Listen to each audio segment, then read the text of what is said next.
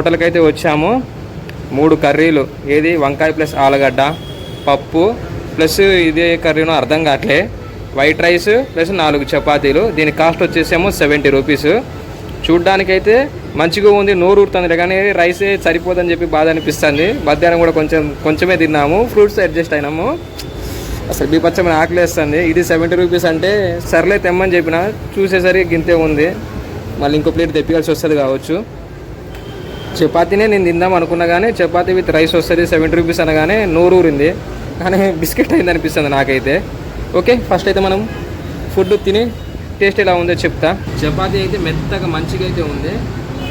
Okay, ఇది beans plus ఏమో meal maker ఆలు మిక్స్ కర్రీ ఇది. ఓకే, కర్రీ మాత్రం సూపర్, మంచిగా ఉంది. ఓకే, తర్వాత పప్పుతో టేస్ట్ చేద్దాం. ఓకే, మన సైడ్ ఉన్నట్టే ఉంది. ఆలు విత్ వంకాయ.